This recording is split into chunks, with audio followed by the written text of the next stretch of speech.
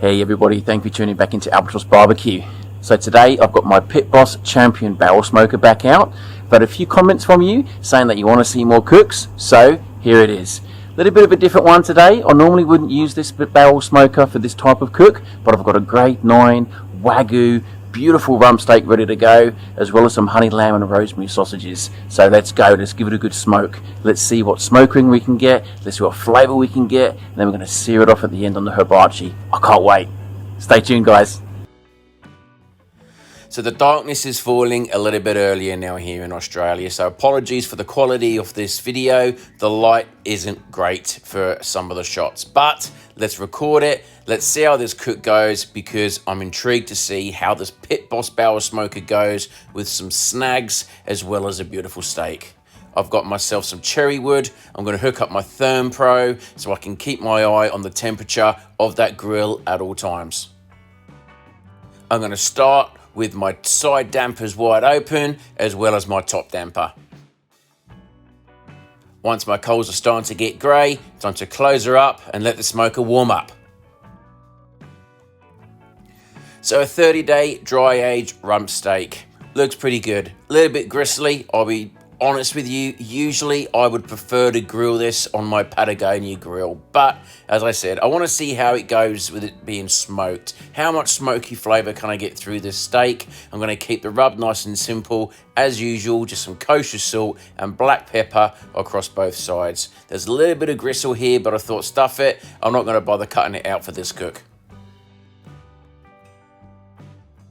So I'm just going to leave my steak to rest now. My smoke is going to come up to temperature gradually, and once I hit 200 degrees Fahrenheit, I'm going to move my top damper down to minimum. Last time I put it to 25%, but I went right down to minimum for this one, and I closed my side dampers so they were just very slightly open to try and regulate a temperature of about 225 to 230 degrees Fahrenheit.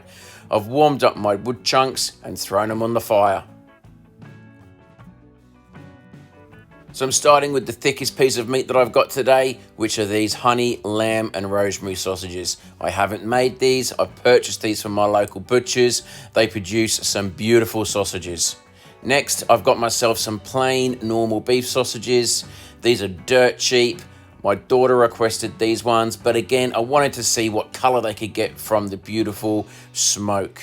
And then lastly, I have my rump steak. I'm gonna plonk that right in the middle. I'm going to put my ThermPro right into the middle of that steak. For most of this video, you can see the ThermPro on the bottom right-hand side of your screen. The next 15 minutes is the easy part. Just grab yourself a beer, a whiskey, a rum, and sit down and relax.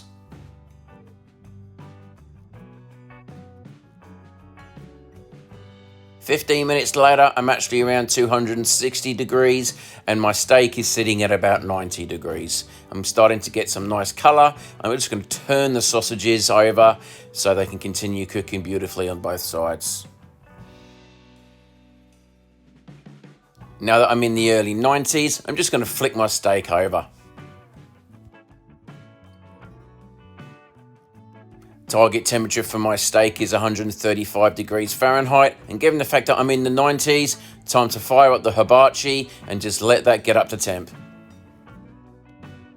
As you can see now, my sausages have a beautiful smoke color going throughout them. They are done, they are ready to sear. The steak at the moment is about 110 degrees Fahrenheit, so I'm leaving that alone.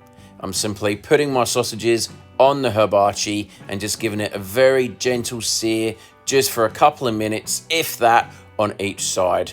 Just be careful when you're using the hibachi here. Obviously with sausages, they can drip and fat can spurt up some flames.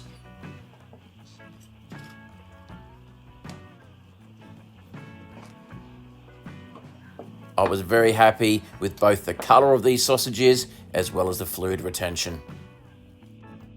So I have to taste test this beautiful sausage. Honey lamb and rosemary. It's so juicy, it's cooked beautifully, there's a lovely smoke ring. I have to give it a go, so let's go.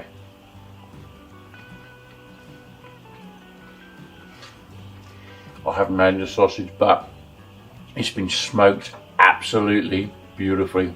Taste is amazing. The extra char gives it something extra. Absolutely beautiful. Let's turn our attention to that steak, and what a beautiful smoky mahogany color we have on that steak now. I'm actually at 125 degrees Fahrenheit, so I'm going to sear it again literally for 60 to 90 seconds on each side of the steak. Now when I slice this up, you're going to think that it's overdone. But honestly guys, the smoke has gone throughout this whole steak because it is reasonably thin. It was juicy, it was tender. Anyway, slice it up and you guys be the judge.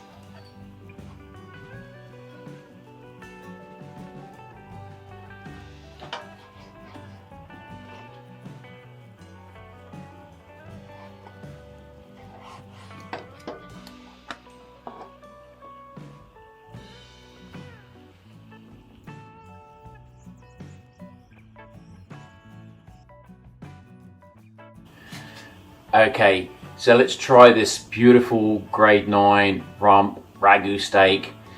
The color is lovely, it looks juicy. Let's just get into it.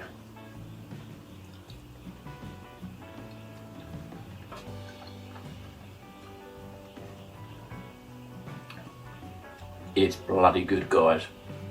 It is so juicy. Some people may say it's bordering on medium, but it honestly isn't. The smokiness through it is giving it the colour. The taste is amazing. Sorry guys, I want to go inside, eat this and enjoy it.